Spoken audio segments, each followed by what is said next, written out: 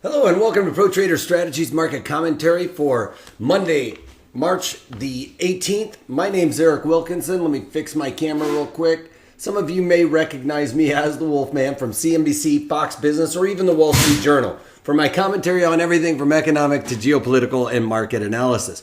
Please keep in mind that everything we talk about in these market commentaries is not a solicitation to buy or sell any of these securities or strategies. At the end of the day, though, we are here to teach you some different strategies you can then implement into your portfolios, but please do that in your own way.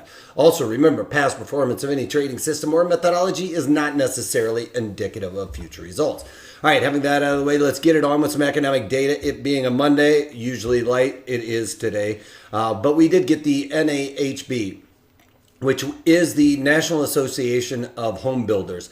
And that came in at 62, which was in line with expectations at 63. Just a slight miss if you can try and nail the number, I guess. But that's about it for the overall economic data to go on. We've got crude oil moving a little bit higher today. Looks like that 60 handle is sure to be on the docket pretty soon now that we are peeling through these Fibonacci levels we've been talking so much about. Market has had a difficult time getting through that overhead resistance.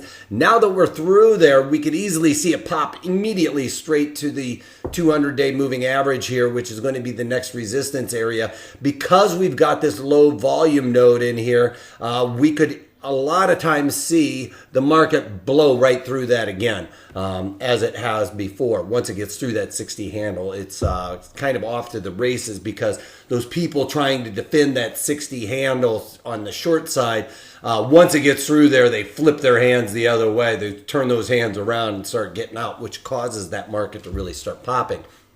Or markets in general through those low volume node areas like this. And then another thing we could see after it blows through there is come back and start settling down in and around that low volume node to build more time and volume there as well. So we could see it going either way with these type of low volume node areas. Doesn't have a tendency to settle down as much as it does when it hits the point of control, which is where the most time and volume's been spent. All right, talking about gold. Gold futures, again, really don't have a whole lot of room to the upside, although we have gotten back into that 1300 handle. I just don't see it going up and moving too much higher. So GDXJ is a trade that I'm looking to put on for the short side, selling some calls. It's really the only thing that has high implied volatility with no binary event. As a matter of fact, the implied volatility percent on GDXJ is just slightly in the green, if you will, as a green light for me. It's just trading slightly above 30. So I decided to use that as an opportunity to try and do some premium selling strategies today because my portfolio is almost exclusively premium buying strategies. And I need to add some more diversification, if you will, on those strategies. All right, so crude oil trying to push higher. So is gold. Some of that is reflective of we're seeing a little bit of weakness happening right now in the equities. Bonds, they don't really have, we've talked about this, they don't have anywhere to go. They're pretty much stuck in the mud. And as a matter of fact, 30-day Fed funds are pricing in an 80% probability that the Fed will do donut this year. So like I said before, bonds really don't have a whole lot of room to go. If you want to know what the probabilities are, you got to start taking a look at Fed fund futures on rate hikes and stuff like that, or cuts, if you will. All right, VIX is starting to move a little bit higher right now. As I was talking about, we're starting to see some weakness going on in the equities. We can see the Dow Jones Industrial Average is off by about 25 points. Not really anything other than just market driven at this point. There's no information coming out to really drive this market in either direction. But we are starting to get up to some resistance areas, like the just getting overextended to the upside with the NASDAQ. As you can see, we kind of started peeling up towards the value area high. This is where we're going to start seeing a little bit more selling pressure as people start to cover. Anytime you get overextended to the upside or the downside, that's when you start seeing some of that pressure coming in. So I would expect us to see that also with the NASDAQ.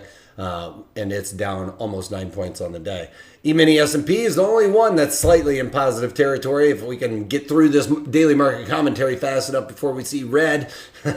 But again, it's slowing some of this momentum to the upside as soon as we start getting overextended outside these value areas. And that's what we're seeing here again in the E-mini S&P. So expecting this to slow down on some momentum. I don't think that there's enough economic data out there to really say that we need to go and test new highs because the economy is doing so great. So I think we're going to see some back and forth here in the equities like I've been talking about for several weeks now. Again, overnight got a little bit long. We got the economic data and sold off, but the economic data I don't think is the catalyst for this. It just happened to be a timing issue that came in around when we started getting some of these data points that the market really started coming off. The National Association of Independent Home Builders is not going to be a market driving data point for these equities, especially that much of a sell-off in a short period of time. All right, let's talk about XBT, Bitcoin. We haven't talked about this in quite some time. As you can see, the reason why is as soon as it got down to some of these other levels, it's just pretty much a dead contract at this point. To that point, the CBOE is nixing the Bitcoin futures. Last time we're going to be able to see these in futures is June of this summer. So a couple more months of Bitcoin before they shut down those contracts and stop trading. All right, gold. This is the GDXJ trade I was looking at, and I was chasing it. As you can see, the market's coming off. I was trying to sell the 34 calls in there. I was trying to collect about 42 cents. I chased it all the way down, started out at 46 all the way down to 42. That's where I decided to stop chasing this market, thinking I might get a little bit of bounce. I still have a working order in there that I'm going to kind of leave in throughout the day. It just does not look like a very strong bullish chart pattern, as you can see here with this happening, this doji up here, confirmation to the downside. It's right around the point of control, so we could see this type of action settling down, and then I'd be able to get out of my trade quickly as volatility came out of this trade. So doesn't look like I'm going to get that trade off, but I do want you guys to know I am working an order in the 34 calls in there. All right, that's about it. That's all I've done today playing around. I haven't covered any trades. My Boeing Iron Condor that we put on last Thursday is looking pretty good, though, today. All of those things are working out quite nicely with the volatility coming out of that trade like we expected. We talk about this volatility when it gets overstated is the time to take advantage of it. That's what this whole webinar series has been about, how we take advantage of volatility in certain types of situations. And the market's been actually very good to us this series because it followed pretty much lockstep with what we were doing. So it worked out quite nicely. That's all I got for you other than going to ProTraderStrategies.com. Check out some of those videos I've been doing. That's all I got for you guys. Hope you had a great weekend. And if you can't take that, take it easy.